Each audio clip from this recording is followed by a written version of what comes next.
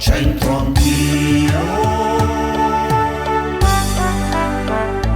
c'entro anch'io.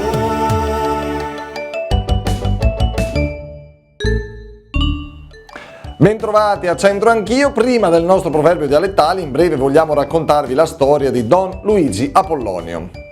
Nato a Brescia nel 1823, divenne sacerdote nel 1846. Commosso per le miserevoli condizioni di tanti bambini orfani, aprì nella chiesa di Santo Spirito un oratorio festivo per accoglierli, poi trasferito alla pace. Di lui si disse: insieme alle nozioni di catechismo fa dono ogni giorno di un pane e di un sorriso. L'11 novembre del 1855 trasferì l'opera in una casa ai piedi del castello, aprendovi l'Istituto dei Relitti.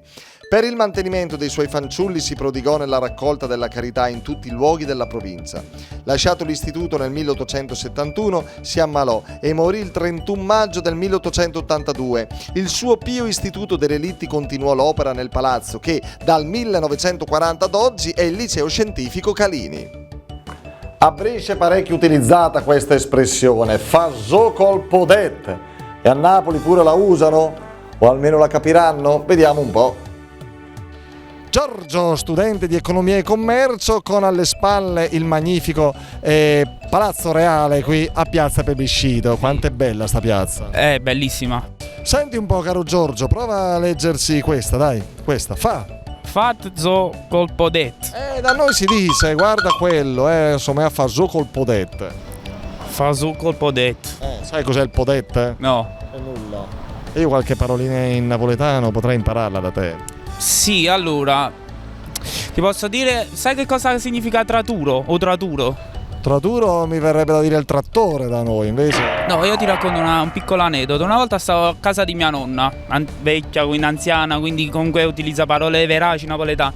E mi dice: Giorgio, fammi a prendere quella cosa in do traturo, e così potresti capire che cos'è. Allora, dentro, quindi una cosa che sto traturo è qualcosa che contiene qualcos'altro.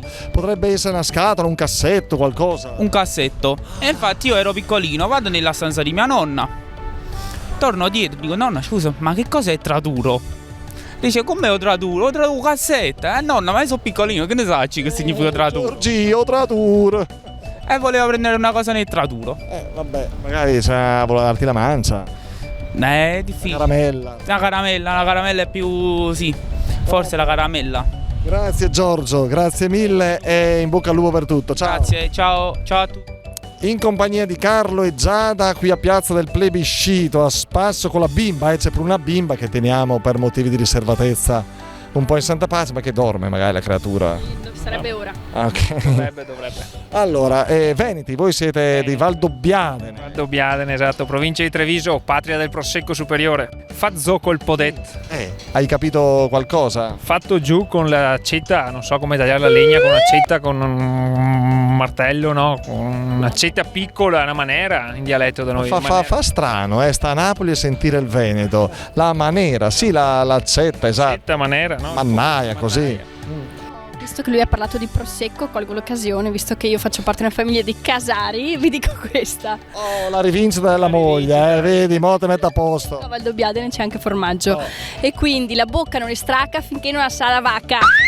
Ah, sì, pure da noi si dice questo un po', Quindi sempre a fine pasto un buon formaggio che troverete sicuramente venendo a Valdobbiadene in compagnia di un ottimo prosecco. Ma niente, dovrebbero farvi assessori alla promozione turistica voi. Cioè, ormai ragazzi non possiamo non andarli a trovare.